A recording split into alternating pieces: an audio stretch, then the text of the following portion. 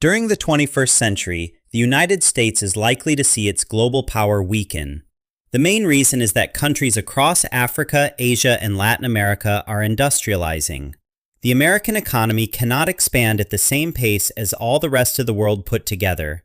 That means the United States will account for a smaller share of the global economy, and as its economic share falls, so too will its influence. To understand how that eventual decline might unfold, it helps to examine how the United States first rose to become the world's leading superpower. Chapter 1: The Creation of the United States. The United States began as a collection of English colonies. England already had extensive experience with colonization. Ireland became the first English colony as early as the 12th century, and over the following centuries, England established itself as the dominant power across the British Isles, particularly by around the year 1600. Once it had secured that position, England looked beyond the islands. It wanted greater wealth, more territory, and a wider sphere of influence. The English had watched Spain become Europe's leading power by establishing colonies in Asia, Africa, and the Americas. Spain grew rich through overseas trade, especially through commodities such as sugar and spices. England, therefore, decided to build its own colonial possessions and create its own commercial routes. One of the earliest English colonies was founded in North America in 1607. North America proved to be among the easiest regions in the world for Europeans to colonize. There were two particularly important reasons. First, much of the land was highly fertile, so agriculture could flourish. Second, North America had already experienced something close to a demographic apocalypse. During the early 16th century, Spanish explorers traveled through dozens of sizable trading towns north of Florida. They carried diseases with them, and those diseases triggered repeated epidemics among the indigenous population. By the year 1600, Native Americans had begun to develop natural resistance to some of those illnesses. But that development came far too late to prevent a catastrophe. More than 90% of the population had already been wiped out. English settlers consequently encountered enormous stretches of land with relatively few people living on them, at least compared with the populations that had been there before. They decided that this land was available for them to seize. The earliest colonial schemes were organized by members of the English nobility. Their original intention was to reproduce a feudal system overseas. The nobles would own the land and offer protection against Native American attacks, while peasants would work the estates and surrender their harvests to the landowner as rent. That arrangement soon ran into a serious problem. Once the peasants began working for their lords in the colonies, they realized that life in the Americas gave them alternatives. They could simply move elsewhere or even settle among Native American communities.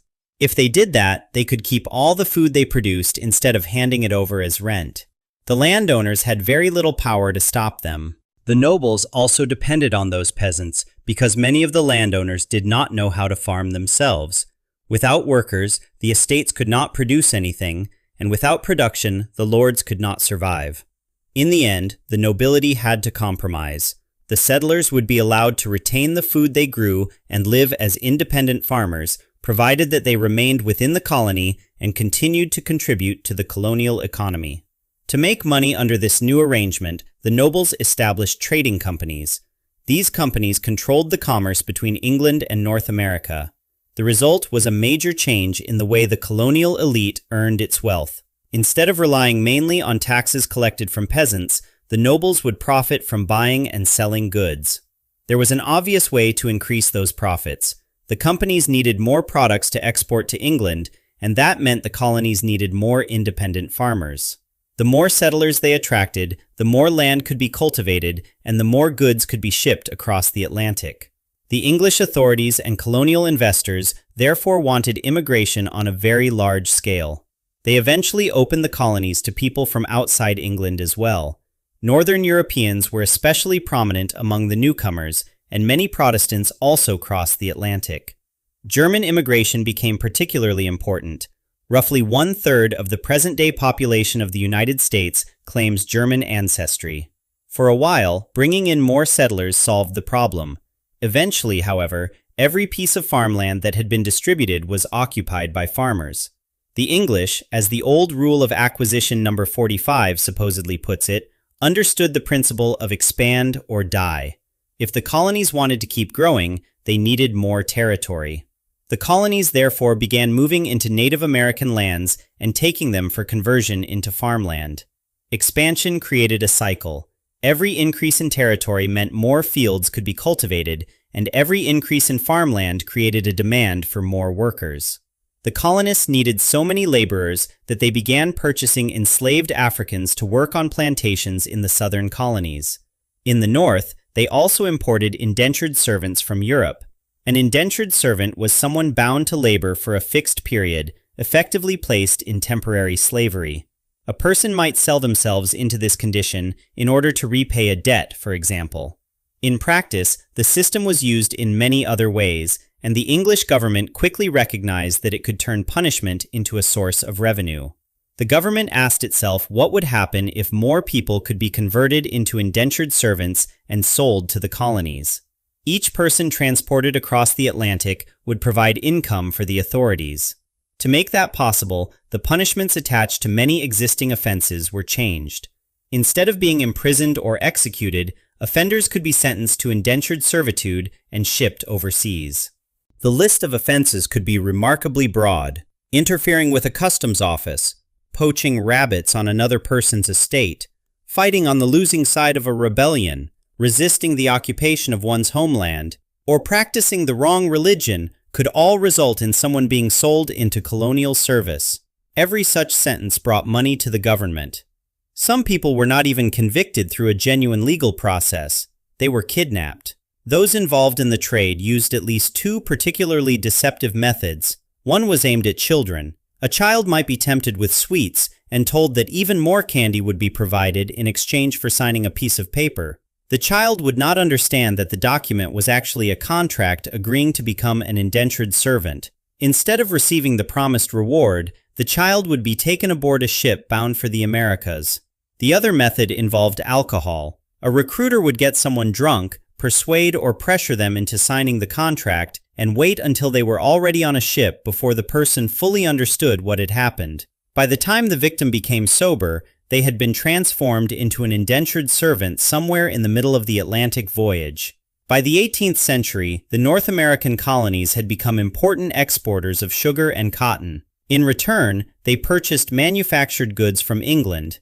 The Atlantic trade enriched both the colonies and the mother country. But when one country or empire becomes wealthy, another power is likely to look for a way to take that wealth. In 1754, a British officer named George Washington attacked French forces in North America. That confrontation began a much larger struggle between the French and British empires. The conflict expanded beyond the continent and eventually became a worldwide war known as the 7 Years' War, fought from 1756 until 1763. The war placed an enormous financial burden on the British Empire. The government had borrowed heavily to pay for the fighting, and once the conflict ended, it needed a way to repay those loans. Its solution was to impose new taxes on the North American colonies. The dispute over taxation escalated into an outright revolution. 13 English colonies declared that they were independent, and those colonies eventually became the 13 states of the United States of America. The revolution has been described so many times that there is no need to retrace every battle here. For the purposes of this story, the essential point is that the colonies fought the British Empire for 8 years. With assistance from more powerful allies, they secured independence on the 3rd of September 1783. Chapter 2. The Doctrine of the Western Hemisphere. American independence represented a remarkable turning point in world history. For the first time, a European colony had successfully broken away from a European empire and established itself as an independent state. Many people in the new country interpreted this victory as evidence that their society was exceptional. Different Americans explained that supposed exceptionalism in different ways. Some believed that they were superior by nature, whether genetically or culturally. Others pointed to their political system, their democracy, or their freedom of religion. Some focused instead on the wealth and opportunities that the United States appeared to offer. Taken together, these ideas became known as American exceptionalism. Although the explanations varied, they shared a common conclusion. The United States ought to spread its supposed greatness across the rest of the Americas and bring civilization to the entire hemisphere. Thomas Jefferson expressed a version of this vision when he wrote that the United States should be seen as the nest from which all of America, North and South, would be populated. From that belief emerged the idea that the United States should eventually dominate the whole of the Americas. This policy has been described by several different names over time, including the Monroe Doctrine, the Big Stick Policy, and the Good Neighbor Policy. Together, these approaches formed a broader strategic outlook that can be called the doctrine of the Western Hemisphere. The central argument was that the United States had to expand its territory in order to gain greater wealth and power. That additional strength would then allow it to resist, and if necessary exclude, the European empires that might otherwise interfere in the Western Hemisphere. Expansion was therefore presented not simply as a desire for land, but as a requirement for national security and independence. The United States began sending settlers towards the western reaches of its territory. As they moved, they took Native American land and reorganized it for the colonial economy. Former indigenous territories were transformed into mines, farms, and plantations, creating the next stage of American expansion.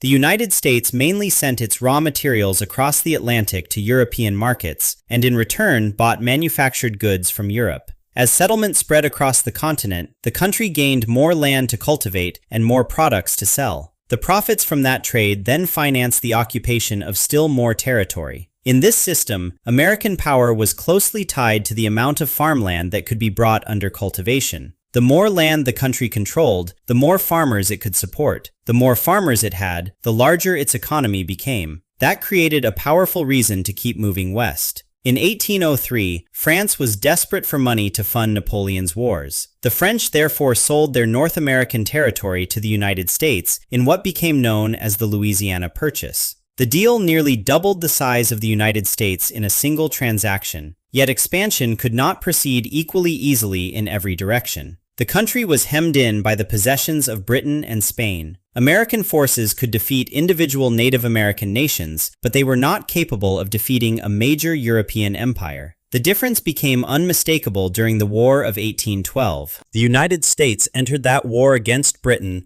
partly to gain territory and to secure important trading routes. Instead, the Americans were defeated, and British troops even captured and burned the capital.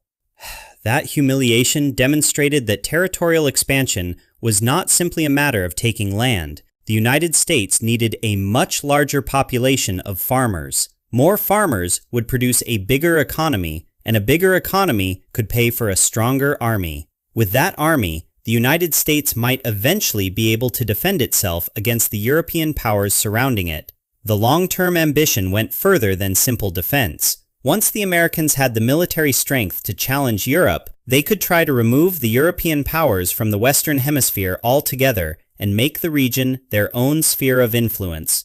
That meant pushing out the British, Spanish, French, Portuguese, Dutch, and Danish colonies established throughout the Americas. At the time, this was an enormous objective, but the United States was soon given an opportunity by events in Europe. During the 1810s, Napoleon invaded Spain. While Spain was fighting for its survival at home, it could no longer exercise effective control over its American colonies. When the European War finally ended, Spain attempted to restore its authority across the Atlantic. The colonies, however, had grown used to governing themselves and were unwilling to return quietly to the old system. Taking inspiration from the United States, they began declaring independence for themselves. The American government watched these revolutions and recognized an opportunity. In the language of the so-called rules of acquisition, war was good for business. The United States began supplying weapons to the revolutionary movements challenging Spanish rule. Those wars placed Spain under such pressure that the weakened power was eventually forced to sell Florida to the United States in 1819. By the time the revolutionary conflicts were over, Spain retained control of only Cuba and Puerto Rico in the region. Its influence in the Americas had been drastically reduced. These actions were not originally part of one carefully organized plan. American support for the revolutions in Latin America, the Louisiana Purchase, the purchase of Florida, and the War of 1812 were separate attempts to strengthen the position of the United States. Each one pushed European influence back or expanded American influence, but they had been carried out independently of one another. In 1823, the government decided that these separate efforts needed to become a single, coherent foreign policy. That policy was named the Monroe Doctrine. The doctrine announced that the United States would oppose any further European expansion in the Americas and would do whatever it could to bring the hemisphere into the American sphere of influence. President James Monroe presented the principle in particularly clear terms. The American continents, he argued, should no longer be treated as territory available for future colonization by European powers. Any European attempt to extend its political system into the Western Hemisphere would be regarded as a danger to the peace and security of the United States. The message was directed at Europe, but it also established the foundation for American foreign policy for the next 2 centuries. European nations were to stay out of the Americas. At the time, only the European powers possessed the combination of a sufficiently advanced military and a large enough economy to mount a serious invasion of the United States. Native American nations could be defeated one by one, but the European empires represented a completely different level of threat. Keeping those empires away became a central condition of American security. Chapter 3: A Capitalist Empire. Once the Monroe Doctrine had been declared, the United States accelerated its colonization of the western frontier. The pattern was repeated in one territory after another. Settlers claimed land, cleared and cultivated it, and sent the resulting crops towards the coastal cities. In those cities, they could sell what they had grown and use the proceeds to buy tools, weapons, and other supplies needed to secure and develop their new homes. As settlements became larger and more established, the federal government followed. Its involvement often meant removing the Native American communities already living in the region. Once enough settlers had arrived, government forces and officials would drive those communities away permanently, opening the land to further American occupation. Expansion, therefore, depended not only on individual migration and farming, but also on state power enforcing the settlers' claims. By the 1840s, American settlement had reached the Pacific Ocean. Colonists moved along the Oregon Trail, while others traveled towards the newly publicized gold fields of California. The arrival of large numbers of settlers in the far west intensified the country's disputes with Mexico. Those tensions eventually produced a war between the United States and Mexico, fought from 1846 to 1848. The result was a major increase in American territory. When the war ended, the United States annexed all of the vast lands shown as part of the country at that stage, extending American control across the continent and all the way to the Pacific coast. The western frontier was no longer merely an area of scattered settlement. It had become an enormous territorial base for farms, towns, trade, and future industrial growth. The United States also experimented with establishing a colony in Africa. That colony was Liberia, created as a place where free people of African descent from the United States could form a country of their own.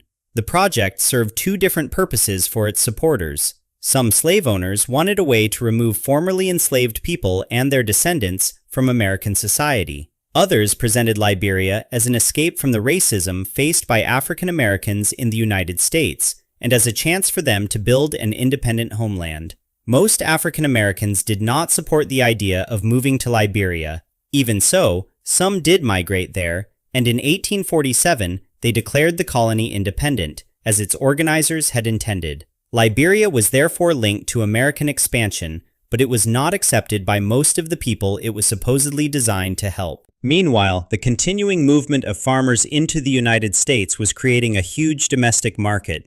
Every new settler needed tools, weapons, clothing, and a wide range of other manufactured goods. The growing population gave companies an immense number of potential customers.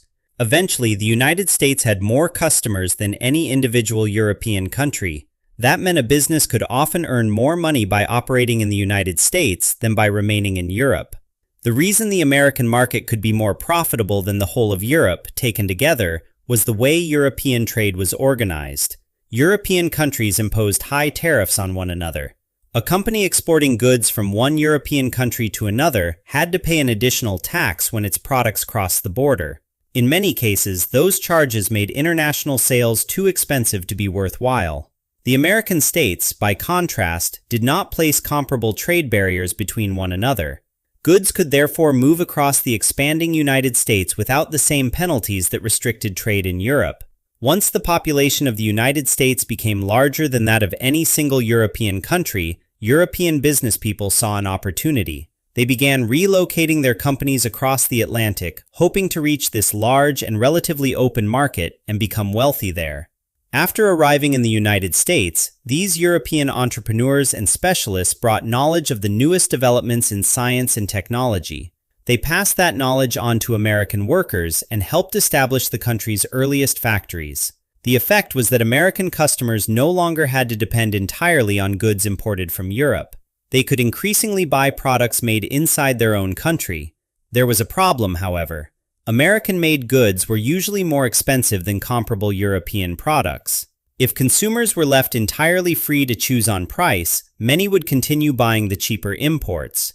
The government responded by placing high tariffs on foreign goods. These taxes made imported products more expensive and encouraged American customers to purchase goods manufactured within the United States instead. The policy was selective rather than universal. The government did not protect every industry in the same way. It concentrated its tariffs on particular strategic industries that American leaders wanted to develop. By shielding those sectors from foreign competition, they hoped to give domestic companies the time and market share needed to expand. The United States also applied another rule of acquisition: knowledge equals profit. Universities were established to teach American citizens the latest ideas in science and technology. The goal was not simply to produce educated people for their own sake. A population trained in new methods could improve factories, design better machines, and make the national economy more productive. Over time, graduates of these institutions created machines that could outperform those being used in Europe.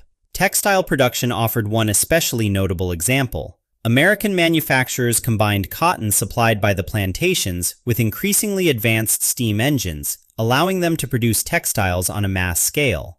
The result was a growing industrial economy built upon both scientific knowledge and the raw materials produced by American agriculture. By the 1860s, the United States had developed not only a powerful economy, but also a powerful army. Between 1861 and 1865, however, that strength was turned inward as the country fought a civil war against itself.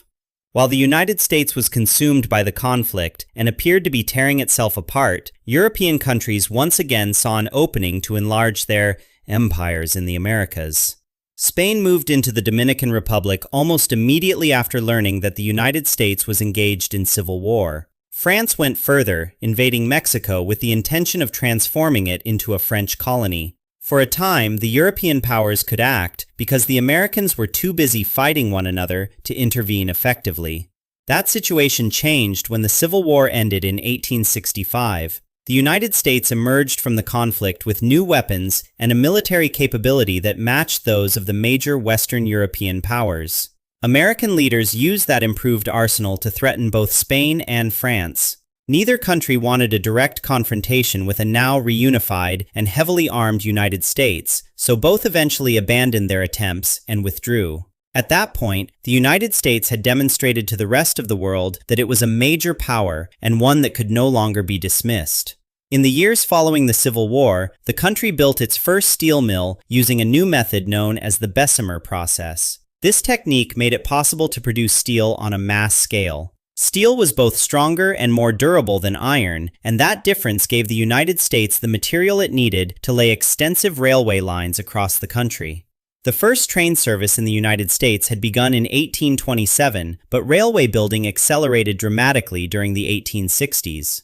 By 1869, the country had completed its first railway running from one side of the continent to the other. These lines did more than connect distant towns. They passed through many different communities, and a station placed along the route could transform a settlement into a center of trade. Raw materials from mines and farms could be collected and carried into the cities, while manufactured products could travel in the opposite direction, reaching communities far inland on the same trains. The profits from this system were so substantial that, by 1887, railways linked most of the United States. The new network also changed everyday economic life. Farmers could purchase more effective tools at lower prices, and those tools allowed each worker to produce more. As farms became increasingly productive, some owners discovered that they could manage with one fewer employee. The workers who lost their agricultural jobs gradually moved towards the cities, where factories were looking for labor and producing a growing range of goods. As farming technology continued to improve, even more people were released from farm work. They followed the same path into urban factories, where they helped manufacture still more products. This created a cycle. Better technology increased productivity, higher productivity reduced the number of workers needed on farms, and those workers became an industrial workforce in the cities.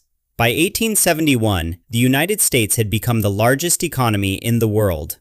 Yet continued growth created a new problem. American factories were turning out more and more manufactured goods, and the country needed to find an expanding number of buyers for them. To keep the economy growing, the United States would have to reach foreign markets. Steam-powered ships offered a way to do that. Unlike sailing vessels, they could cross the sea even when the wind failed, making long-distance trade quicker, more predictable, and safer. Steam engines depended on one essential resource: coal.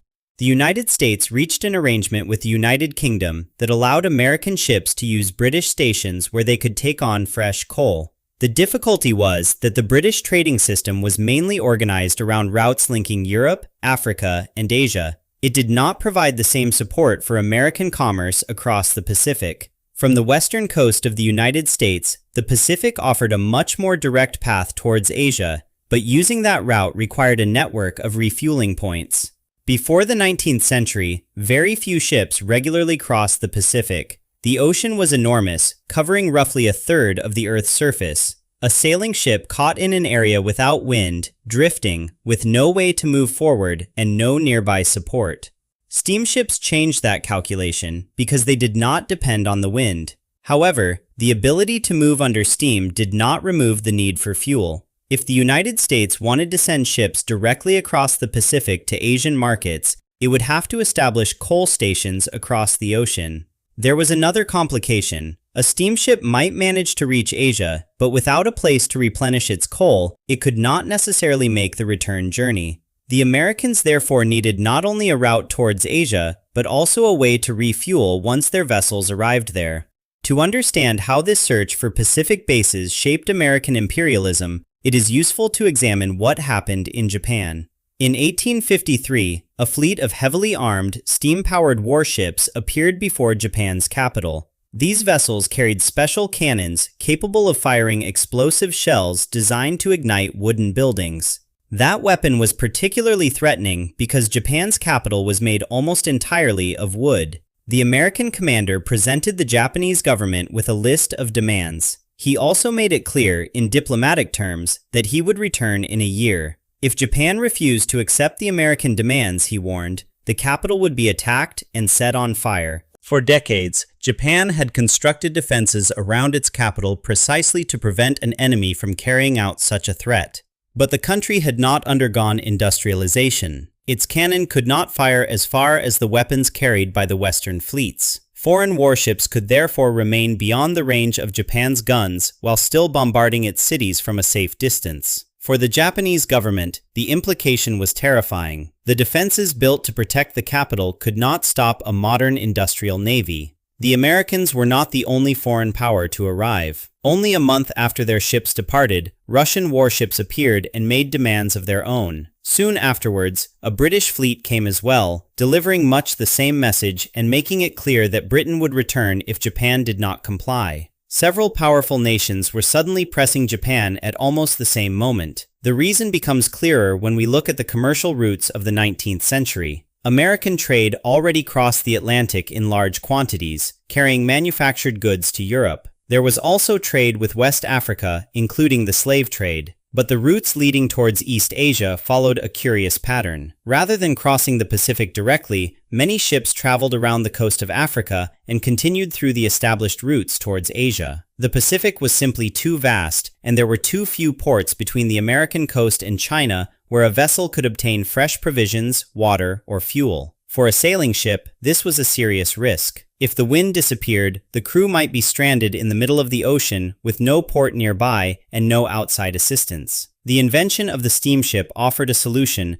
by allowing a vessel to move using coal instead of relying entirely on the wind. But steam navigation created its own logistical problem. Ships often consumed all their coal after roughly 2 weeks. Anyone wishing to cross the Pacific with confidence would need a chain of ports along the route, with a refueling stop about once a week or so. Japan was extremely valuable in this arrangement because it stood close to China. American planners reasoned that if their ships could travel from North America to their Pacific possessions, continue on to Japan, and obtain fuel along the way, they could send cargo vessels to China on a dependable schedule. The timing seemed particularly favorable. China had recently been defeated in the Opium War and forced to permit foreigners what was, in practice, almost unrestricted access to its enormous market. China was therefore viewed as the next great prize of international commerce, and every major trading power wanted a share. All those ships needed coal in order to reach Chinese ports. The European and North American powers consequently arrived in Japan with a straightforward objective. If they could pressure Japan into selling coal to their commercial vessels,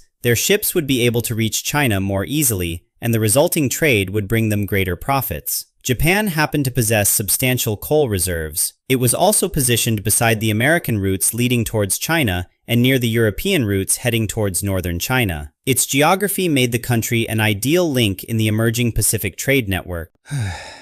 From the Japanese point of view, the situation looked very different. The United States had sent warships carrying cannons deliberately designed to set wooden buildings ablaze. Much of the Japanese mainland is mountainous, so large numbers of people lived along the coast, where towns and cities were built mainly from timber. That meant the American fleet was not merely threatening a military installation, it was capable of burning one coastal city after another. Faced with that danger, Japan surrendered and was compelled to open itself to foreign trade. The United States then widened its position in the North Pacific. In 1867, it purchased Alaska from Russia, adding roughly 600,000 square miles of territory, or about 1.5 million square kilometers. The next requirement was a station between the coal supplies of Alaska and those of Japan. The Americans wanted a base in the middle of the Pacific, and Hawaii offered the location they needed. During the 1860s, the United States established a military base in Hawaii. That base gave the American government a means of exerting increasing influence over the islands. In time, the United States annexed Hawaii, ensuring that its ships could travel from the American mainland to Hawaii, continue across the Pacific to East Asia, and then make the return journey. The chain of bases solved the problem that had made direct Pacific trade so difficult. Ships could now replenish their coal instead of becoming stranded between continents. By the late 19th century, the United States was moving into the next stage of its rise, becoming a superpower. A small circle of wealthy industrialists had gained control over many of the country's most important industries, including steel, railways, oil, and banking. In several of these sectors, they built monopolies or came close to controlling them. They were often described as robber barons, a label that reflected the enormous power and fortunes they had accumulated. Even this system, however, was beginning to change towards the end of the 19th century. Factories wanted to keep their workers rather than constantly train replacements, so employers started offering higher wages. The spread of electrical machinery also created a demand for workers with specialized skills, and those employees were in a stronger position to demand better pay. At the same time, labor strikes were becoming more effective, giving ordinary workers a more powerful way to pressure employers. As a result, more money began to circulate among average people instead of remaining concentrated at the top. Those workers used their increased income to purchase more goods, and that growing demand forced factories to expand their production. As production expanded to keep pace with rising demand, higher wages meant that most people eventually became better off. But greater consumption created a new problem. The more goods people bought, the more raw materials and other resources factories needed. Once again, the United States turned to its doctrine of the Western Hemisphere in search of those supplies. In 1898, Cuba rose in rebellion against Spanish rule, and the United States went to war with Spain.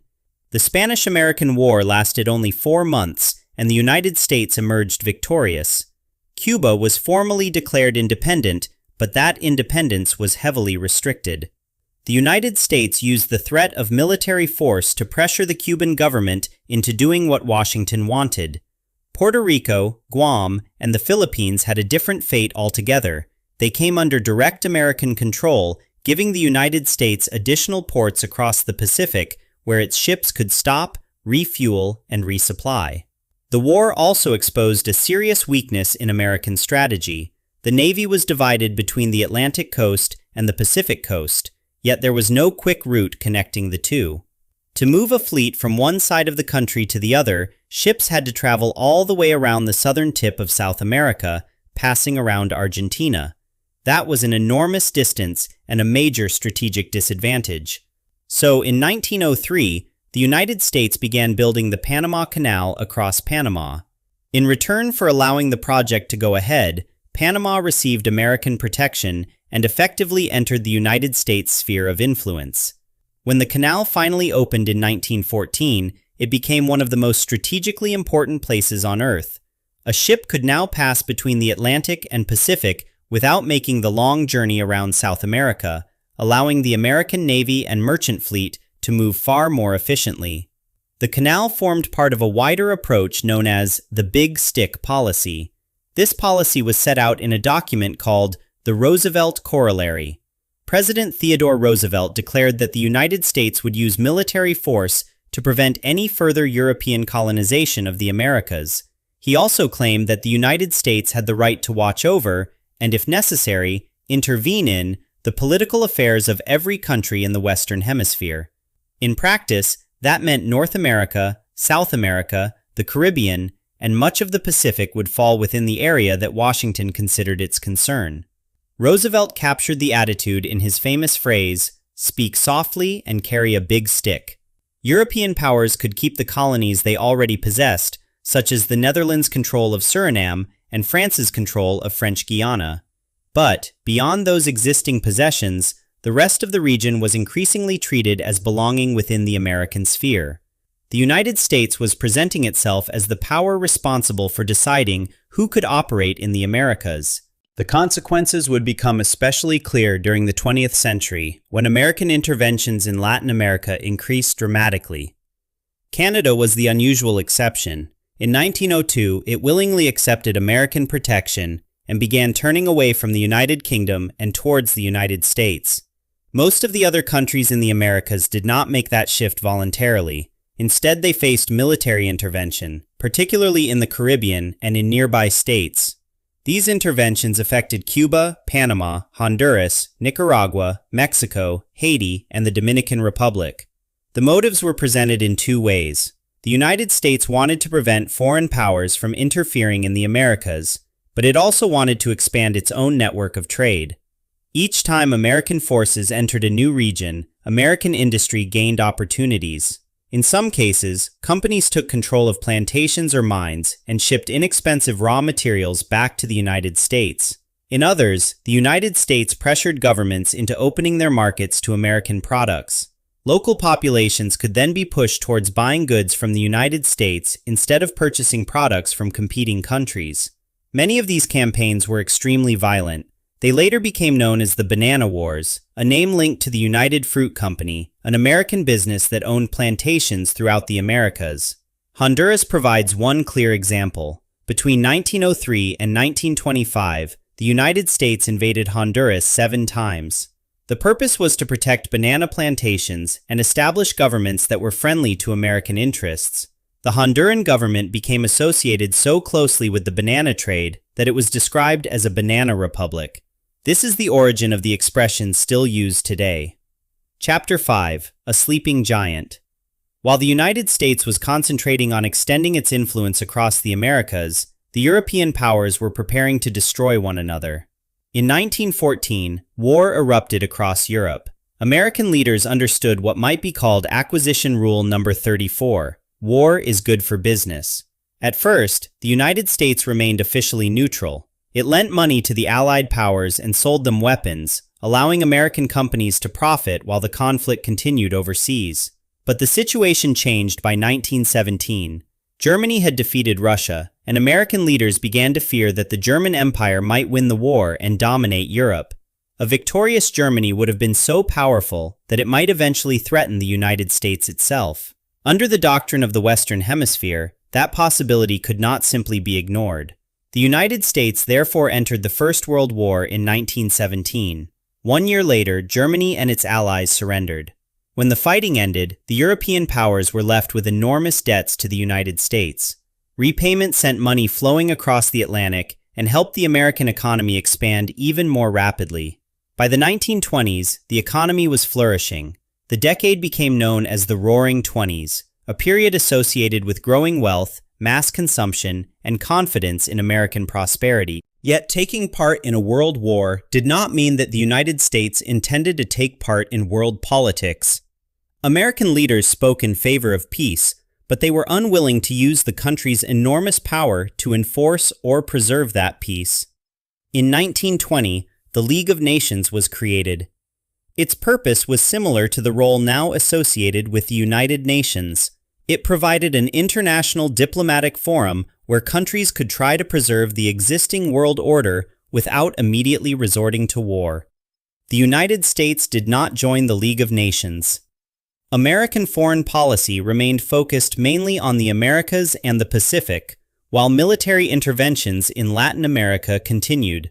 The country had become powerful enough to influence events far beyond its own borders, but it still resisted becoming a permanent participant in global political affairs. Then, in 1929, the American stock market collapsed. The value of company shares fell by 40% in a single month. Anyone who had invested savings in shares suddenly possessed far less wealth, at least if they needed to sell. The situation was even worse for people who had borrowed money to buy shares. They had expected to repay those loans by selling the shares at a profit, but once prices collapsed, the sale no longer produced enough money to cover what they owed. A great many people in the United States found themselves trapped in that position. At first glance, a falling stock market might not seem capable of destroying an entire economy. The stock market is only one part of economic life. The crucial effect was what the collapse did to people's spending habits. Someone who had just lost a large portion of their money was unlikely to rush out and buy new furniture, clothing, cars, or other goods. More often, that person would try to repay debts or keep hold of whatever savings remained. Spending would be delayed until life felt more secure. The question then is, why should a reduction in shopping cause such widespread damage? The answer lies in the way money moves through an economy. When a business sells a product or service, it uses that income for many different purposes. Some of the money pays employees' wages. Some pays suppliers for materials and stock. Some goes towards bank loans, mortgages, rent, and other regular expenses. If you work in a shop, a bank, or a factory, the income you depend on ultimately comes from businesses and customers continuing to buy things. Once customers begin spending less, businesses buy fewer products and services from other businesses. Those suppliers then lose income as well. Before long, companies may no longer earn enough to operate in the normal way. They have to reduce their expenses, perhaps by dismissing workers, cutting production, or closing altogether. Every one of those decisions creates another reduction in spending. A dismissed worker has less money to spend. A closed factory no longer buys supplies. A bankrupt business can no longer pay its debts. The result is a chain reaction in which each failure makes the next failure more likely. More companies collapse, more workers lose their jobs, and the damage builds upon itself, becoming progressively worse. The wealthy might be able to endure such a crisis, at least for a time. For everyone else, the consequences were immediate and frightening. A person could lose their job and then be unable to provide food or housing for their family. They might no longer be able to maintain the life they had previously considered ordinary. None of this necessarily happened because they had done anything wrong. Their employer, or a business connected to their employer, simply stopped selling enough goods to continue paying wages. As companies went bankrupt, people's savings disappeared and employees were dismissed. Those workers then bought even fewer products, deepening the original problem. At the same time, businesses were still producing large quantities of goods. falling demand did not instantly allow them to reduce production by the same amount. Companies still had investors to satisfy, mortgages to pay, machinery to maintain, and other fixed costs that continued regardless of how many items they sold. That created a dangerous imbalance. Factories were making more goods than customers were willing or able to purchase. When supply exceeds demand, prices begin to fall. Imagine that 10 different businesses are offering exactly the same product. As a customer, you are likely to choose the cheapest one. Any business charging more would then face a choice. It would have to lower its price to compete, or accept that its customers would go elsewhere. The same pattern appeared across a huge number of goods. Cotton, for instance, lost roughly 2/3 of its value. At first glance, falling prices sound like welcome news. If things cost less, people should be able to buy more of them. But imagine that you are planning to purchase a computer, a car, or some particularly stylish clothes. Then imagine watching the price fall a little further every month. What would you do? Most people would hold off and wait for an even better bargain. That was precisely the problem. Large numbers of consumers postponed buying costly products, so companies sold fewer goods. Falling sales pushed more firms into bankruptcy, which meant that still more people lost their incomes. The crisis fed upon itself. The United States tried to tackle the problem first by raising tariffs. A tariff is an additional tax placed on something imported from another country, added on top of its normal price. The government hoped that making foreign products more expensive would persuade consumers to purchase goods made by American businesses instead. The result was almost the opposite of what had been intended. Other countries answered by imposing their own tariffs on American goods. American companies consequently lost customers overseas, and that caused even more businesses to collapse. Once the United States began losing buyers throughout the world, the damage spread rapidly. Its policy of isolation had turned against it.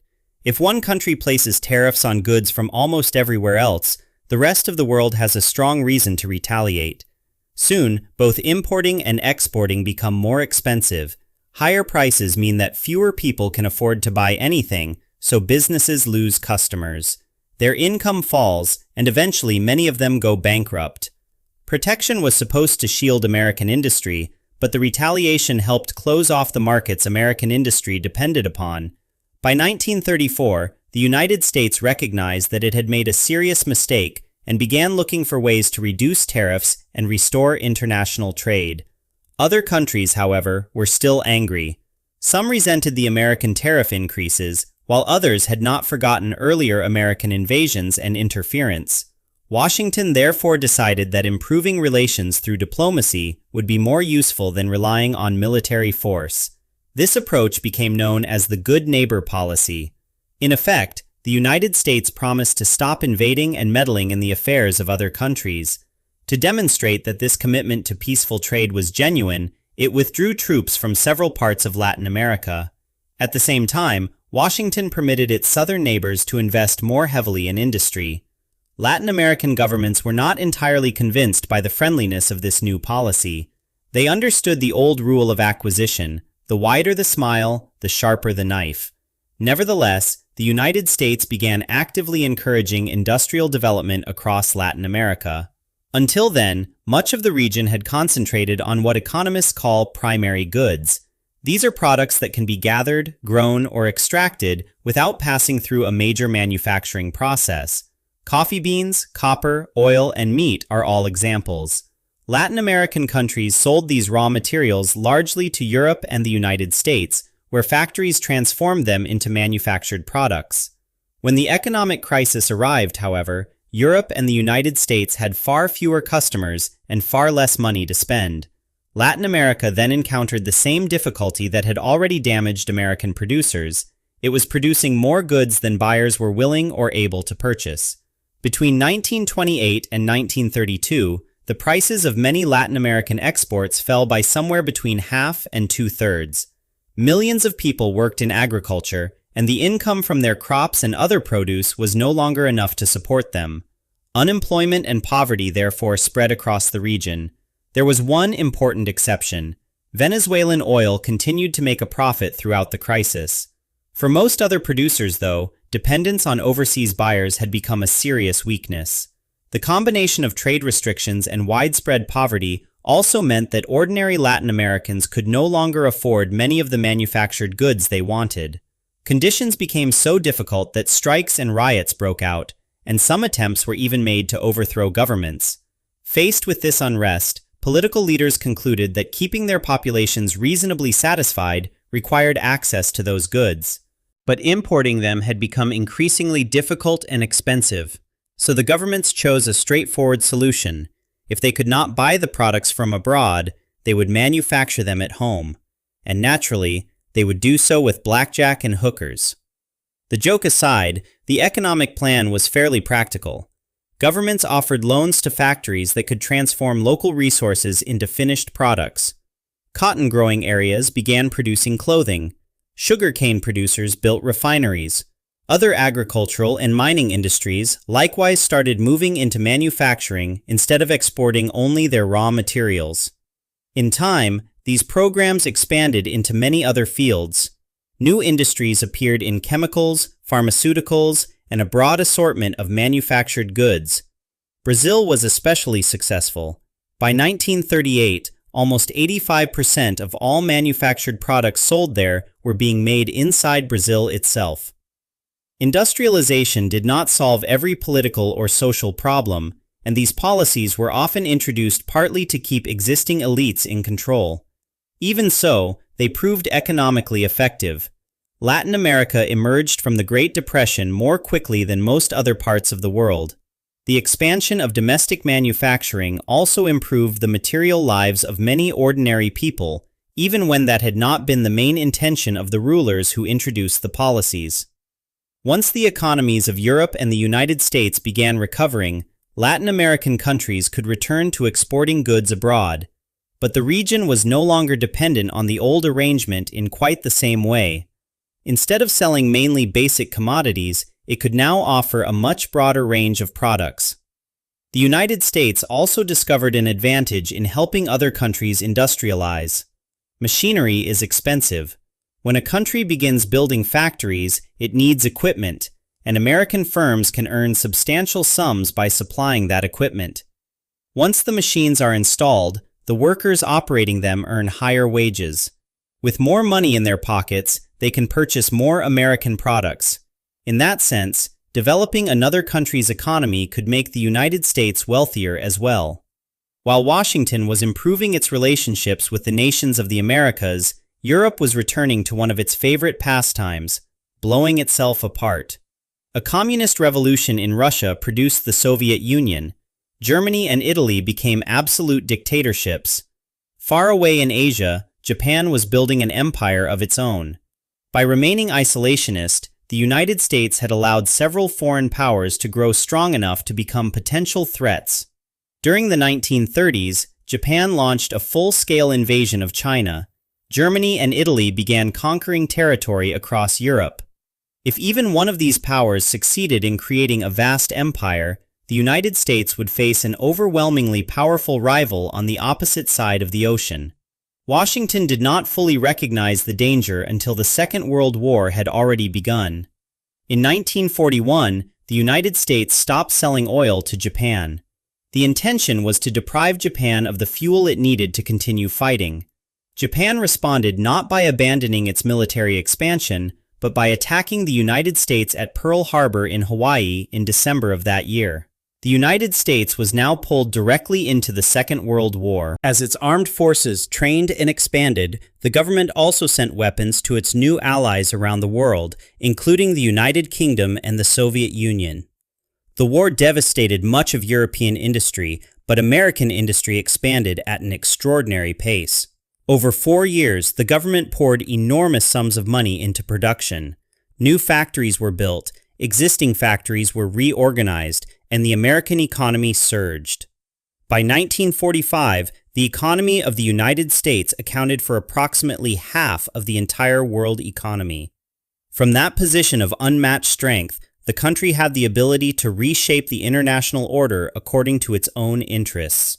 Its centuries-long retreat from world affairs was over. The giant had finally awakened. The United States now wanted to redesign the global system in a way that would create greater opportunities for American businesses to make profits. That meant opening foreign markets. American companies would be able to buy resources cheaply from other countries and then sell them manufactured goods at a higher price.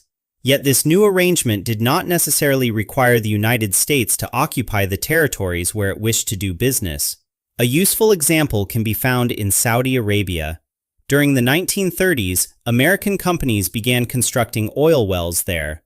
The oil was then exported to the United States, while most of the profits flowed back to American businesses. The relationship could generate wealth for Washington without requiring the formal conquest of Saudi territory. But Saudi Arabia itself had not been occupied, and the United States wanted to reproduce that arrangement on a global scale.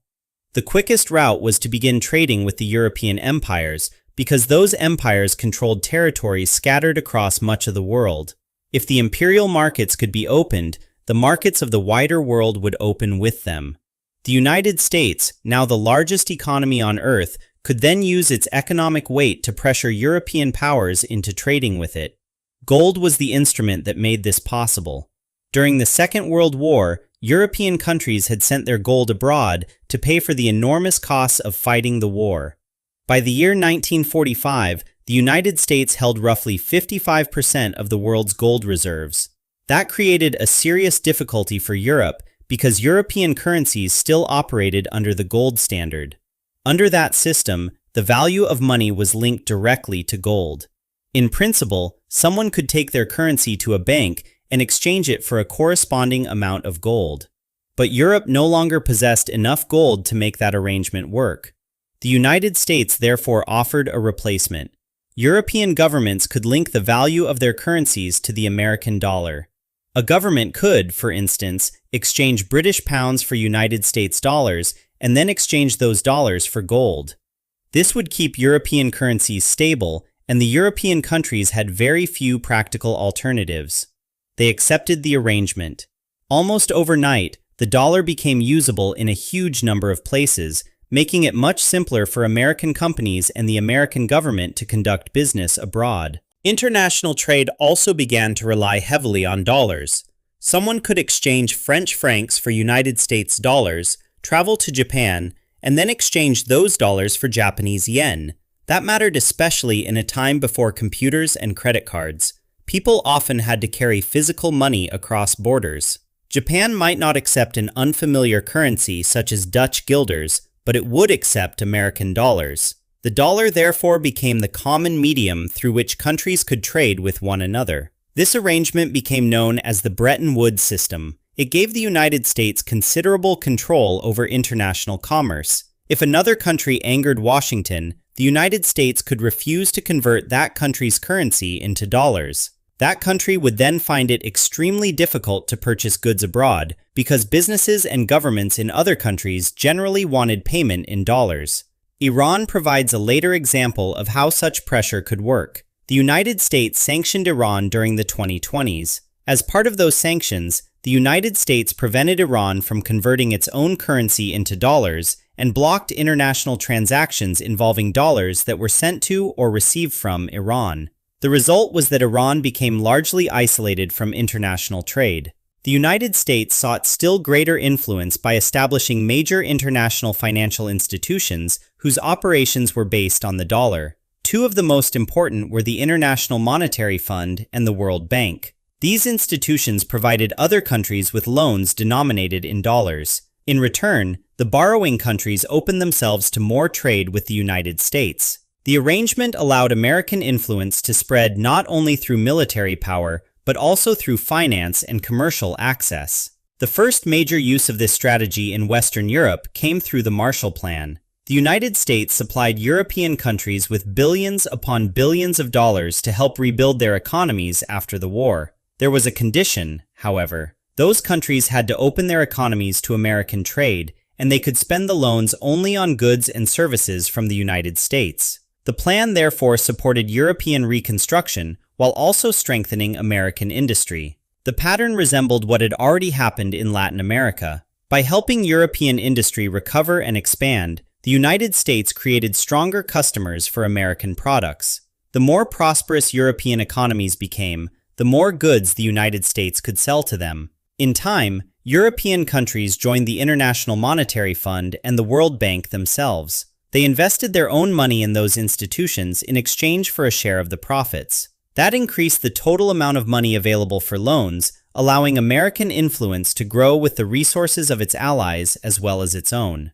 By the end of the 1940s, American influence had spread across much of the world. The United States controlled the Pacific, had expanded trade throughout Latin America, and had turned Western Europe into a group of American allies. European colonies had been open to American commerce, the Japanese Empire was under American occupation, and the United States maintained friendly relations with China, Australia, and New Zealand. Together, these connections formed a worldwide trading network. There was one major exception: the Soviet Union. The United States viewed the Soviets as a dangerous rival for two reasons. First, they were communist. Second, the Soviet Union had its own theory about how power could be secured across the world. This idea is often described as the Russian heartland theory. To understand the theory, it helps to imagine a map centered on Russia. The argument begins with a distinctive geographical region in Eastern Europe known as the European Plain. It is a vast, open stretch of land, much of it suitable for agriculture. Because of those conditions, the theory holds that human communities will eventually develop civilizations there. Yet the same openness creates a military weakness. The land is flat and exposed, with relatively few rivers, hills, or other natural features that can be turned into defensive positions. That means the European plain is difficult to defend, but comparatively easy to attack.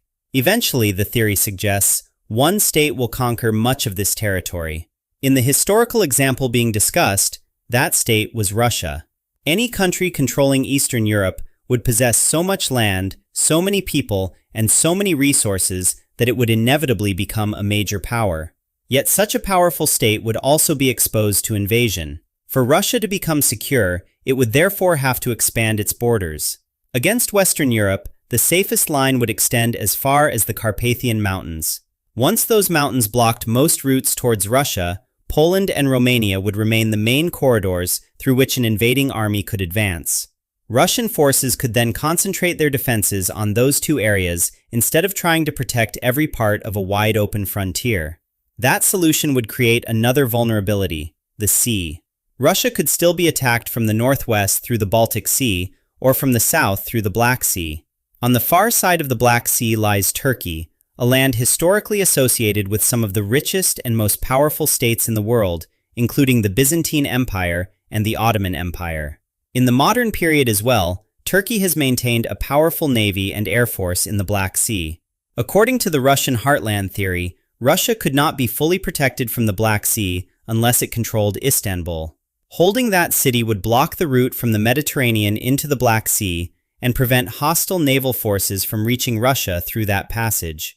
This geographical rivalry helps explain why Turkey has so often opposed Russian expansion.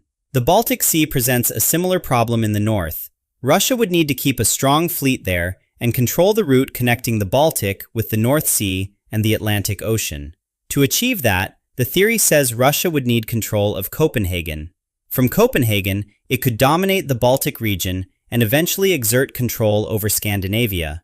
Denmark has consequently opposed Russian expansionism at various points in its history. If Russia ever became strong enough to control both the Baltic Sea and the Black Sea, the theory argues that it would automatically become powerful enough to dominate Europe as a whole, whether or not that had originally been its intention. Western Europe would then gradually come under Russian influence. The closest the Soviet Union came to this position, according to the theory, was after the Second World War, when it conquered or brought roughly half of Europe under its control. The next part of the problem lay to the east, towards Asia. Russia had once been conquered by the Mongols from that direction, so Russian rulers began expanding eastward in search of borders that would be easier to defend. They found such a boundary in the Ural Mountains. But beyond those mountains lay Siberia, where many of the inhabitants were nomadic peoples. Russian firearms proved capable of defeating the horse archers of Siberia, allowing Russia to continue its expansion across the region.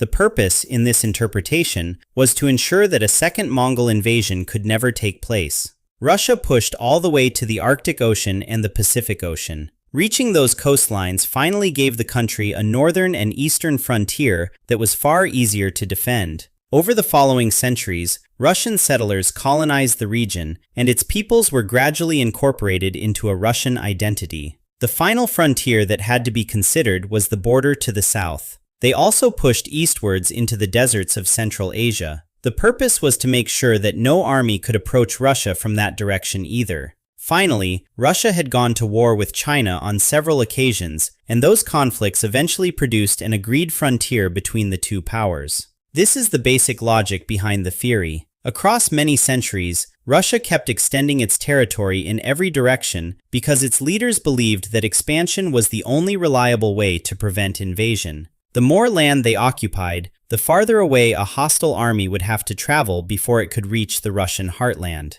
In time, the Russian state expanded with extraordinary success. At its greatest extent, the Soviet Union controlled a vast territory running from Eastern Europe all the way to the Pacific Ocean. It possessed enormous amounts of land, natural resources, and population. According to the Heartland theory, that made Russia exceptionally difficult for another power to invade. At the same time, its position made it comparatively easy for Russia to launch invasions against its neighbors. From its expanding influence in Europe, Russia could gain access to advanced industry. By moving towards the Middle East, it could obtain oil and gas. Expansion into East Asia offered access to hundreds of millions of people, as well as vast areas of productive farmland. The theory suggested that Russia would not necessarily need to conquer all three of these regions at once. If it gained control of even one of them, that additional strength could allow it to attack the other two. Once Russia controlled the major industrial, energy-producing,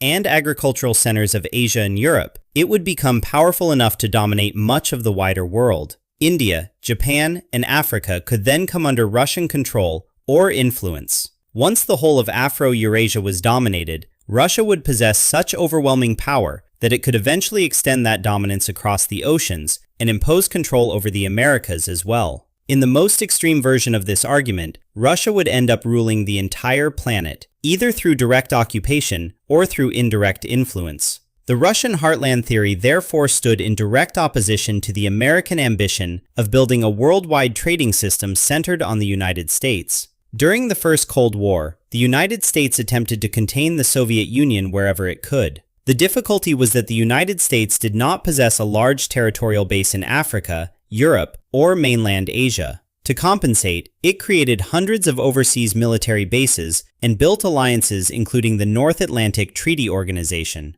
These arrangements were intended to protect the American trade network. Any government that tried to challenge that system could expect to confront not only the United States, but also its allies. Through this worldwide network of military and political commitments, the United States acquired its reputation as the policeman of the world. Chapter 7: The Cold War. Although the United States had become an ally of Western Europe after the Second World War, American leaders still regarded the European powers as potential competitors. Washington therefore began backing independence movements around the world and putting economic and political pressure on European empires to surrender their colonies. The Soviet Union was pursuing a similar objective, but it generally tried to achieve it through communist parties and revolutionary movements. In China, the communists won the Civil War. As a result, the United States lost China as a major trading partner and saw another enormous country move outside its preferred system. India followed a different path. Its government combined elements of socialism with elements of capitalism, leaving the United States to compete with the Soviet Union for influence there. American leaders feared that every new communist government would reduce the number of countries willing to trade with the United States. If enough countries made that choice, the American world order could collapse with astonishing speed. For that reason, the United States began supporting independent countries that retained capitalist economies. After the Second World War, American forces occupied Japan, South Korea, and Taiwan. Taiwan became the one place in the region where the United States could continue defending an anti-communist government, and it remained an American ally. In South Korea, the United States helped establish a capitalist dictatorship. In Japan, it supported the creation of a capitalist democracy towards the end of the 1940s. The United States also granted the Philippines independence in 1946, although the new country was left dependent on America for its security and protection. American pressure on the European colonial powers continued through economic influence. Indonesia provides a clear example. Washington warned the Dutch government that it must grant Indonesia independence or risk losing American support. More specifically, the United States threatened to cut off Marshall Plan assistance. By using its financial power in this way, Washington continued pressing the governments of Western Europe to decolonize. The aim was not simply to end European rule, it was also to turn as many newly independent countries as possible into capitalist states that would trade with and remain aligned with the United States. That strategy often failed. When a country did not become capitalist, the United States sometimes tried to intervene militarily. In 1950, North Korea invaded South Korea, beginning the Korean War. The United States backed the capitalist South, officially in order to prevent it from being absorbed into the communist system. Vietnam offers another example. The country achieved independence in 1954, but only a year later the United States invaded because American leaders feared that Vietnam was moving towards communism. The Middle East was another important arena. The United States helped establish Israel and then stationed troops there, using the country as a means of extending American influence throughout the surrounding region. In 1953, American involvement went further when the United States helped overthrow the Iranian government and replace it with one that was more favorable to Washington.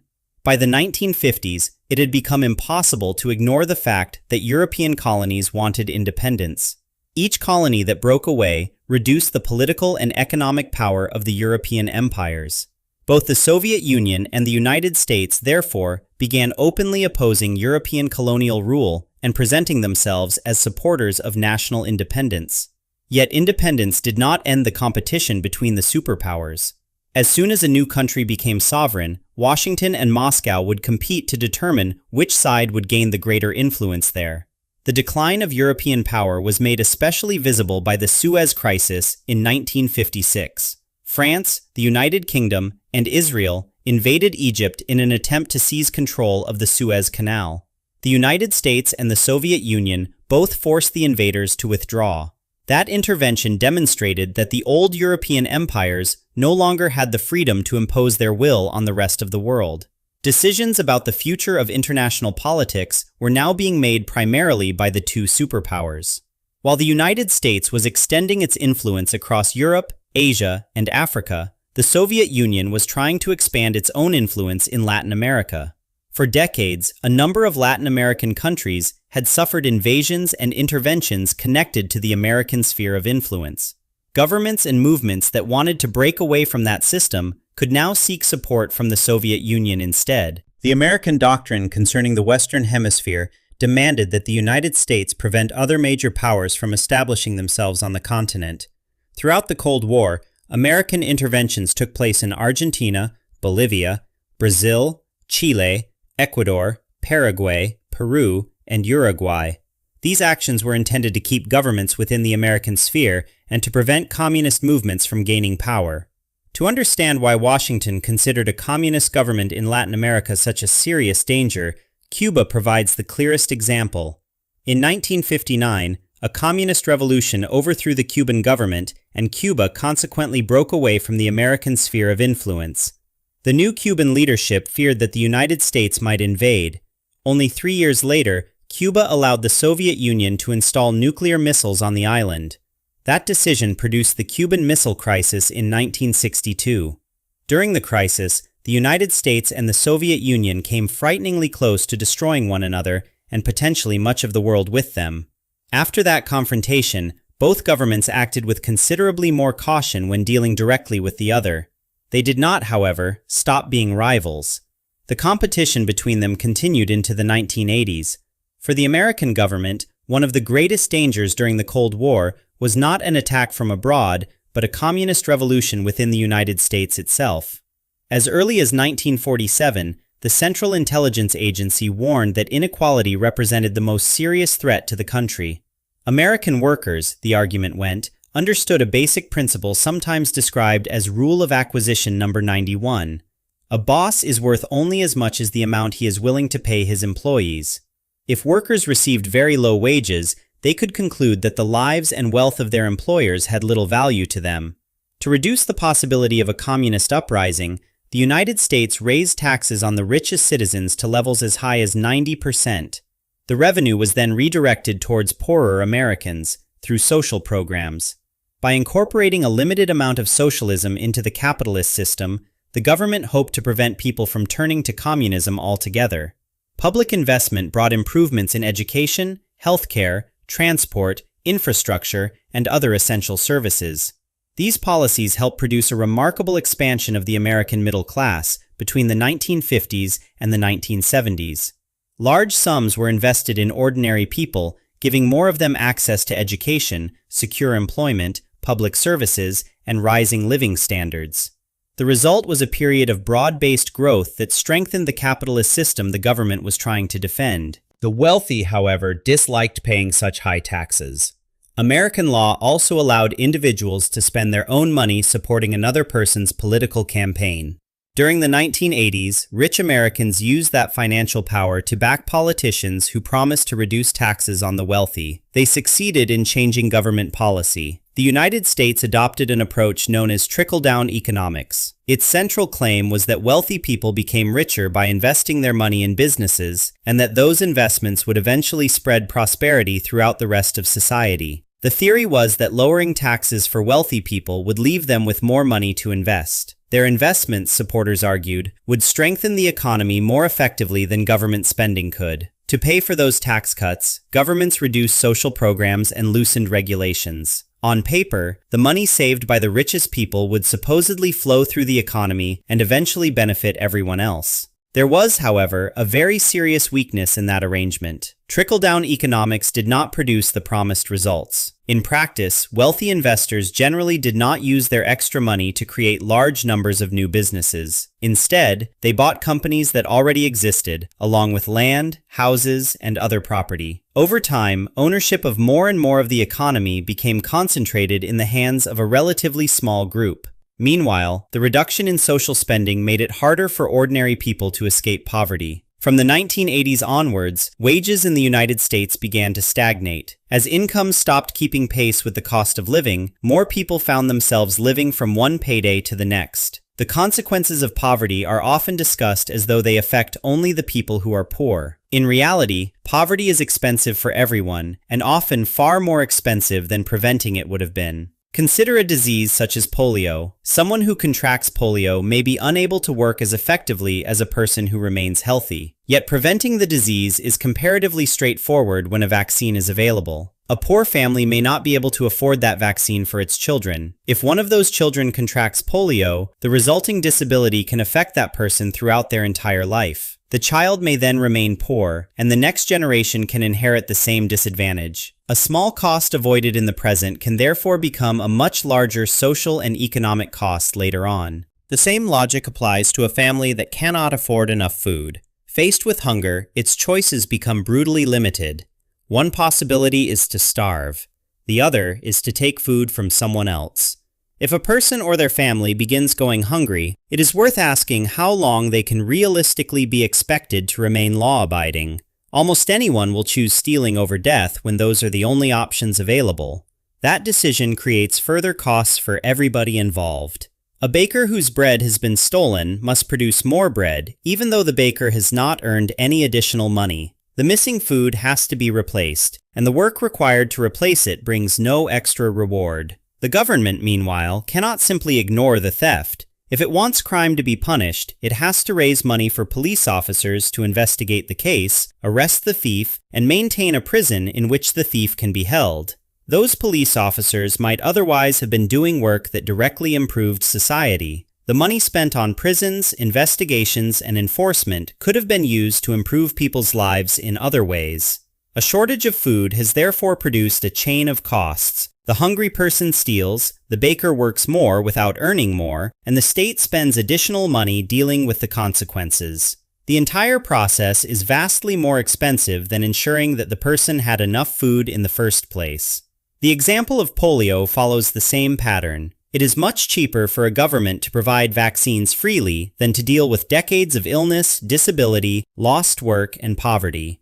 When small problems are ignored, they do not necessarily remain small. They can grow until solving them requires far more effort and money. From the government's point of view, prevention is often less expensive than waiting for a manageable difficulty to become a crisis.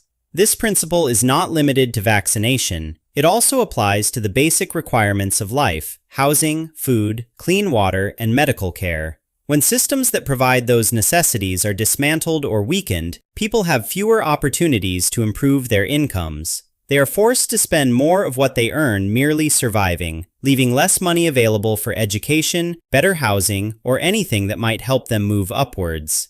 That creates another problem for businesses. If large numbers of people cannot afford to spend money, companies have fewer customers. With fewer customers, businesses sell less, production slows, and economic growth becomes weaker. In that way, cutting support for ordinary people does not simply make their lives harder. It can also reduce the demand on which the wider economy depends.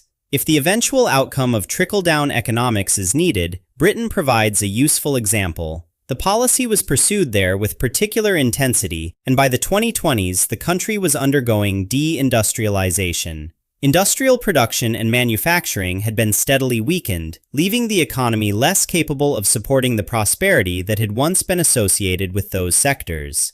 At the same time, the economy of the United States was beginning to slow. Across the Atlantic, the economy of the Soviet Union was collapsing altogether. The Soviet Union was compelled to withdraw from the Cold War, and in 1991, it finally disintegrated. The disappearance of that rival transformed the international balance of power almost overnight. For the first time in decades, the United States no longer faced a major enemy capable of challenging it on a global scale. The old European empires had already vanished. The Soviet Union was gone. Japan no longer possessed a military capable of threatening the United States. There seemed to be no state left that could seriously endanger American power. From 1991 onwards, the United States stood as the world's only superpower.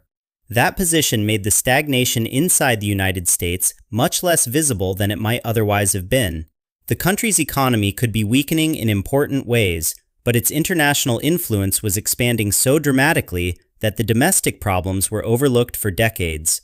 As the sole superpower, the United States was in a position to reshape the international order in its own interests. It could open markets across the world to American trade and encourage other countries to adopt economic systems compatible with that trade. The first major targets were the communist states of Europe. American economists were sent to advise their governments on how to move towards capitalism as quickly as possible. The process was not limited to economic advice. The United States worked with its allies in the European Union to push their influence eastwards. Countries were encouraged to introduce political reforms alongside economic ones. In time, most European states became members of the European Union and the North Atlantic Treaty Organization. Latvia offers one example of how dramatically the political map had changed. It had once been part of the Soviet Union. After the end of communism, however, it became an ally of the United States and a partner in its trading system. A former Soviet republic had been brought into the political and economic network led by the United States. In Yugoslavia, the collapse of communism happened alongside a civil war. The United States intervened in the conflict and helped establish capitalist states, including Slovenia and Croatia. The movement towards capitalism in Europe, therefore, involved not only advisors and economic reforms, but also the use of political influence and, in some cases, military intervention. After dealing with the communist states of Europe, the United States turned its attention to communist countries elsewhere. During the Cold War, the United States had provided substantial financial support to governments in Africa and Asia in order to keep them aligned with capitalism. That aid had served a strategic purpose. It helped prevent those countries from moving into the Soviet sphere. Once the Soviet Union had disappeared, that reason for paying them largely vanished. The United States could reduce the financing that had previously been used to maintain those alliances. Formerly socialist countries could instead be offered money as an incentive to open their markets to international trade led by the United States. Africa demonstrates how this arrangement worked. The continent possesses many of the resources required for manufacturing, and foreign governments wanted access to them. In order to obtain permission to buy those resources, foreign governments paid money to African governments. The payments were presented as deals or incentives, but the result was that access to national resources became tied to the interests of foreign powers. Over time, much of Africa and Asia moved towards capitalism and became connected to the American trading network. This did not mean that every country adopted exactly the same economic system, but it did mean that more governments opened their economies to the markets, companies, and trade relationships organized around the United States. China was one of the most important examples of a communist country being drawn into this system. China did not completely adopt free market capitalism. Its government retained considerable control over the economy.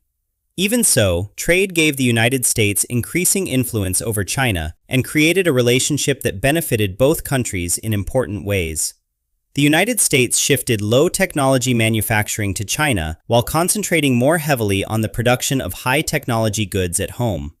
China, meanwhile, invested more heavily in agriculture so that it could produce more food. As agricultural productivity increased, a larger share of the Chinese population was able to leave farming and take jobs in factories. Those factories could not simply appear on their own.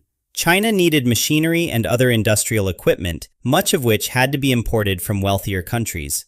The process therefore linked Chinese workers, Chinese factories, foreign manufacturers, and American consumers into one expanding system. China became wealthier, and the United States became wealthier as well. American wages had begun to stagnate, but the economy could continue growing for another reason.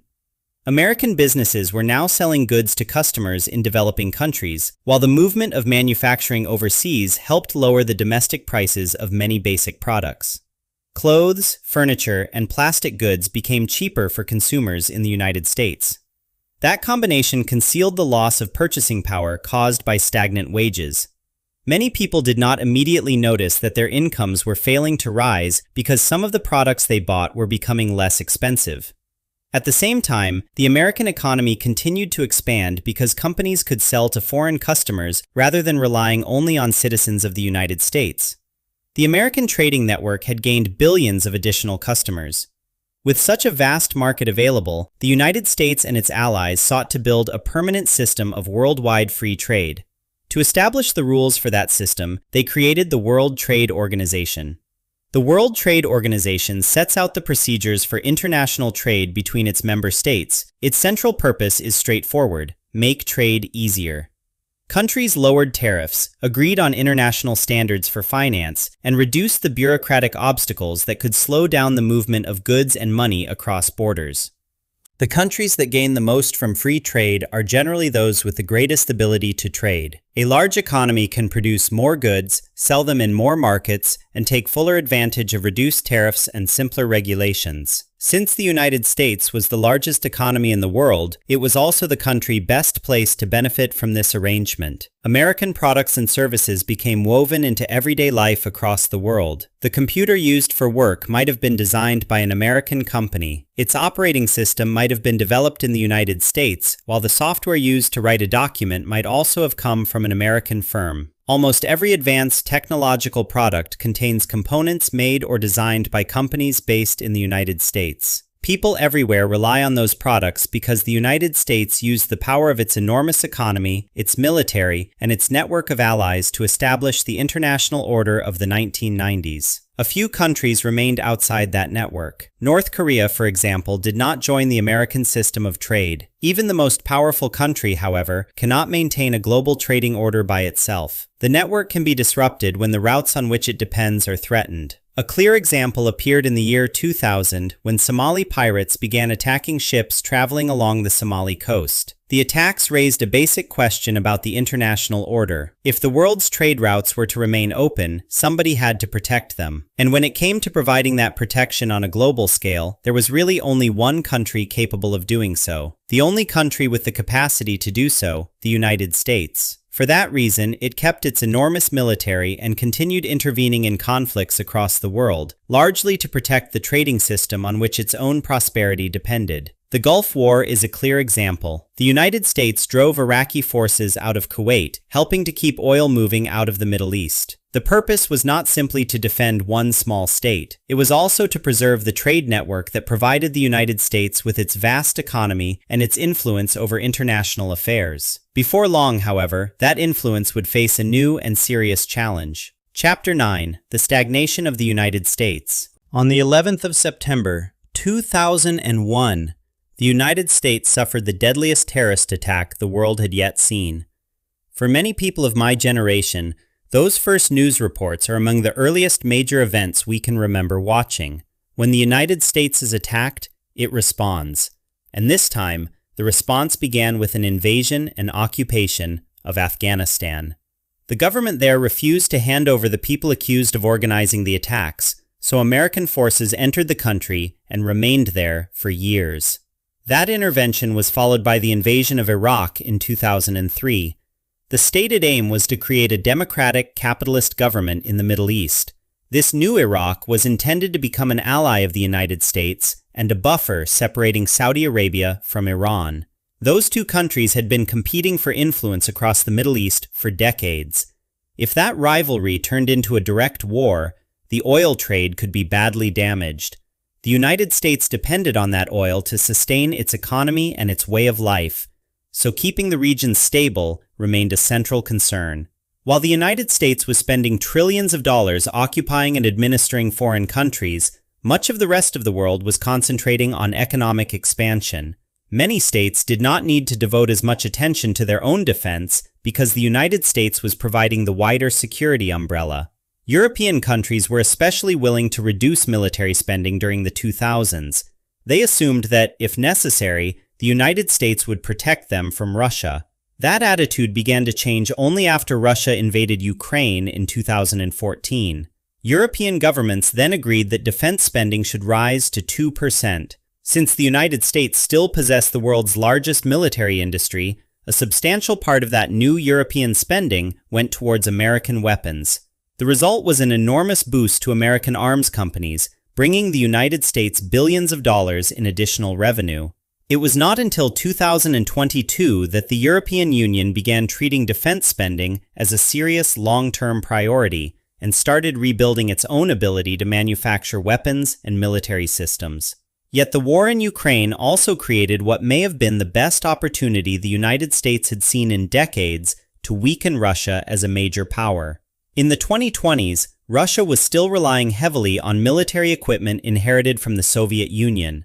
The weapons and systems developed by the North Atlantic Treaty Organization, meanwhile, had originally been designed with the defeat of the Soviet military in mind.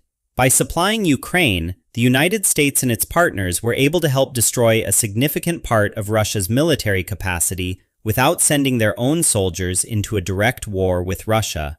The cost to the United States was roughly 1% of its military budget, and no American troops had to be lost in the fighting. During the Cold War, this would have sounded like the dream scenario for an American general. There was, however, a price to maintaining this constant focus on warfare. The enormous resources directed towards overseas conflicts slowed the growth of the American economy. At the same time, other countries were expanding rapidly and beginning to catch up with the United States. The country remained immensely powerful, but its previous economic advantage was no longer growing at the same pace. This was the beginning of its stagnation.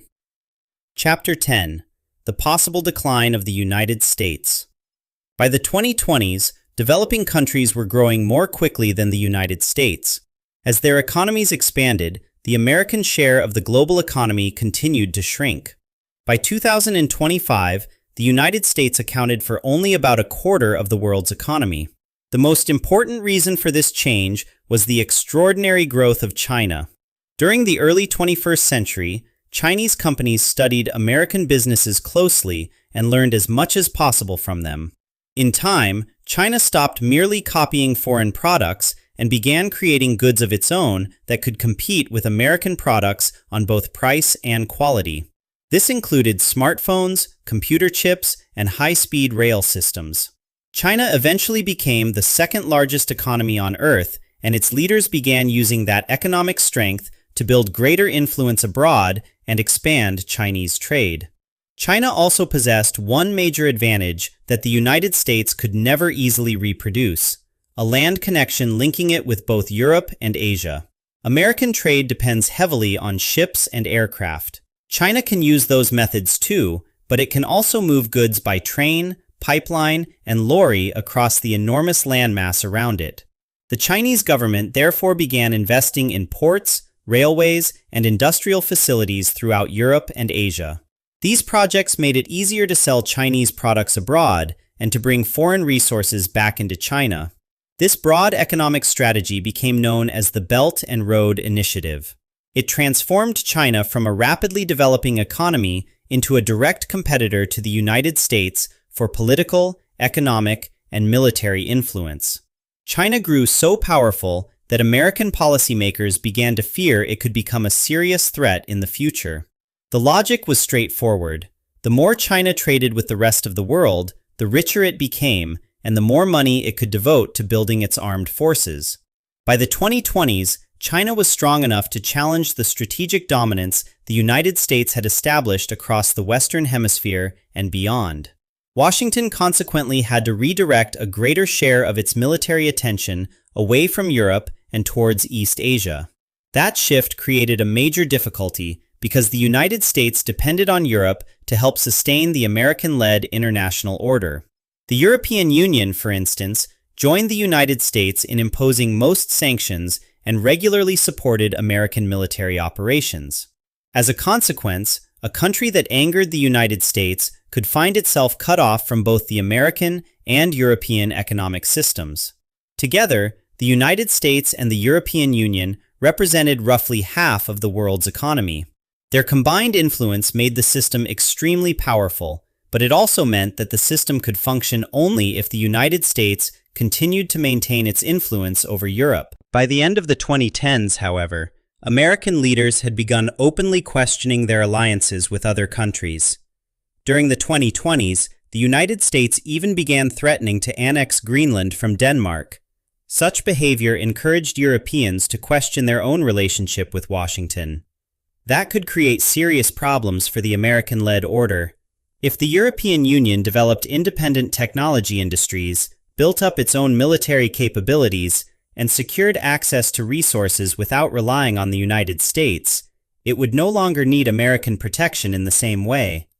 Europe has a large population and highly advanced technology.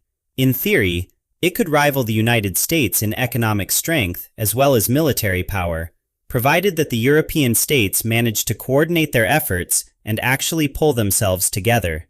A more centralized Europe, particularly in response to threats from the United States or Russia, could therefore become a major global power in its own right. Given several decades, it might even develop into a military threat. At the same time as Washington was trying to manage the rise of China and the possible independence of the European Union, it was also dealing with a deep political crisis inside the United States itself. Problems that had been ignored for decades, and in some cases for centuries, were now coming to the surface. More than half of the country's population lived from one paycheck to the next. Large numbers of people could not afford medical bills or a home, while millions of workers with limited skills were unable to find jobs that paid enough to support a decent standard of living. These were only some of the pressures facing ordinary Americans. Those same people watched millionaires and billionaires purchase political influence by financing parties and campaigns. They saw the United States spending hundreds of billions of dollars on the defense of East Asia and Europe, while basic problems at home remained unresolved. They watched manufacturing jobs disappear because of automation and because companies moved production towards countries where wages were lower, particularly in Asia. They also saw large corporations rescued rather than allowed to collapse. These included banks holding people's savings and shipping companies responsible for delivering goods to thousands of businesses. From the point of view of many voters, ordinary people were expected to endure financial hardship, while powerful institutions received public support whenever their decisions went wrong. As frustration grew, voters began turning towards more radical political candidates. The election of 2016 offered a striking example. Bernie Sanders and Donald Trump, despite representing very different political movements, both gained enormous support while presenting themselves as outsiders challenging the established political system. If the United States cannot resolve these domestic problems, it will struggle to deal with the external pressures building around it during the coming decades. Historically, the end of a world order is often followed by the collapse of the empire that created it. The Soviet Union broke apart and made room, and left space for the United States and the Soviet Union to become the dominant powers. If the world order built by the United States eventually breaks down, there is a strong possibility that the United States itself will suffer some form of collapse. Its existing difficulties are already considerable, but even greater challenges to its global influence are likely to appear in the decades ahead. India provides one important example. By 2050, India's economy is also expected to overtake that of the United States when measured by purchasing power parity. As with China today, India already has a considerably larger population than the United States. That means Indian workers would need to reach only about 25% of the productivity of an American worker for India's economy to surpass the American economy. To keep that economy functioning and growing, India will require reliable access to resources as well as markets where it can sell its exports. Consequently, the American trade network will face competition not only from China and the European Union, but from India as well. There is another major power to consider. Indonesia is expected to become the world's fourth largest economy by purchasing power parity in 2050, directly behind the United States, which is projected to occupy third place by that time. Indonesia also commands an important geographical position, controlling major sea routes linking South Asia with East Asia. As its economy expands, the country is likely to spend more on its military. Eventually, Indonesia could become powerful enough to prevent ships from particular countries passing through waters under its control. As its economy expands, the country is likely to spend more on its military. Eventually, Indonesia could become powerful enough to prevent ships from particular countries passing through waters under its control. Eventually, Indonesia could become powerful enough to prevent ships from particular countries passing through waters under its control. In practical terms, that would leave the United States competing with three enormous Asian economies at once. Taken together, China, India, and Indonesia could be producing more than twice as much as the United States each year by around 2050. These are the kinds of pressures that may confront the United States over the next 25 years. Faced with them, the country has a difficult choice. It could spend more in order to preserve its position as the world's sole superpower. It could accept a multipolar system in which several countries share superpower status. Or it could withdraw from much of the world and concentrate its attention on the Americas. Each of those possibilities carries a different price. The first path would involve expanding military and diplomatic spending. The United States could attempt to keep countries inside its trade network by offering infrastructure projects, profitable trade agreements, and other economic incentives. It would also mean maintaining American troops in Europe and East Asia, helping those regions remain dependent on the United States while continuing to support the existing American-led world order. But money committed abroad cannot be spent on improving conditions at home. American citizens might therefore have to accept lower expectations for tax cuts, a smaller government, publicly funded healthcare, or free education. Preserving global dominance would compete directly with demands for a less expensive and less interventionist state. The second possibility would be to acknowledge that the United States is no longer the only superpower. Rather than trying to prevent the rise of rival countries, it could help build a new international order with them, reducing the risk of a major war. The rules governing global trade would have to change because they currently favor the United States in many ways. American forces would need to leave some regions, and Washington would have to decide which parts of the world were important enough to remain within its sphere of influence. Under such an arrangement, the American dollar would probably cease to be the principal currency for international trade. Other powerful blocs could establish currencies of their own, much like the euro, which is already used in international transactions by countries that have not formally adopted it as their national currency. American sanctions would also become far less effective unless other major powers agreed to enforce them. Instead of issuing commands from a position above every other country, the United States would have to negotiate with equals. It would still be powerful, but it would no longer be able to act as the single authority shaping the international system. The third choice would be isolation. The United States could pull its forces and attention away from Europe, Asia, and Africa, concentrating almost entirely on the Western Hemisphere. It could remain a trading partner of countries in those regions, but its political and military influence across the wider world would decline sharply. In that respect, it would resemble American foreign policy before the First World War. A retreat of that kind would not leave the rest of the world empty. Other powers would move into the space left behind. European countries might try to rebuild their relationships with former colonies. Former allies of the European powers in the Middle East could begin fighting one another for control of the region. India, Indonesia, and China would expand their influence throughout Asia. Over the course of several decades, some of these countries could become so strong that they would eventually pose a direct threat to the United States. It seems unlikely that the United States would willingly increase military and foreign affairs spending without limit simply to remain the world's only superpower. The more realistic question, then, is which parts of the world it will choose to prioritize. During the 2010s, the United States had already announced plans to withdraw from places such as Afghanistan and Europe while shifting more attention towards China. At the same time, there were signs that it might focus more narrowly on the Americas. In doing so, American policy began turning once again towards the doctrine of the Western Hemisphere. From the earliest years of the United States, its government expressed the ambition to dominate the Americas and, in its own language, to civilize them. That does not mean that every American citizen wants to conquer the entire Western Hemisphere or the world. Most plainly do not. Yet whenever expansionist leaders gain power, they have tended to return to this broader doctrine and use it to justify a more assertive foreign policy. To see what that could mean, consider a map of the Americas. Several parts of the continent and its surrounding region remain under European control. The largest European colony in the Americas is Greenland, which belongs to Denmark.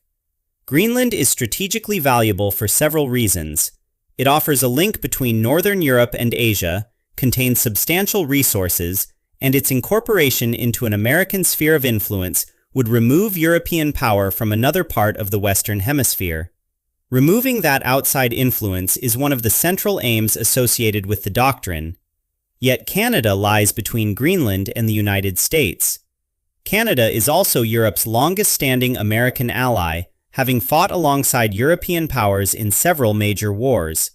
If the United States were to annex Canada, it would gain a direct land connection to Greenland while eliminating still more European influence from the Americas. That strategic logic helps explain why American leaders have attempted to bring Canada under United States control since the War of 1812. The final key location is the Panama Canal.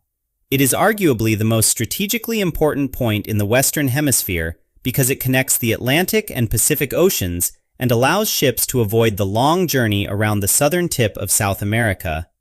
For that reason, the United States wants control of the canal as a way to preserve its influence across the Americas. This strategic ambition is why, during the 2020s, the United States has specifically been threatening the countries connected to these locations.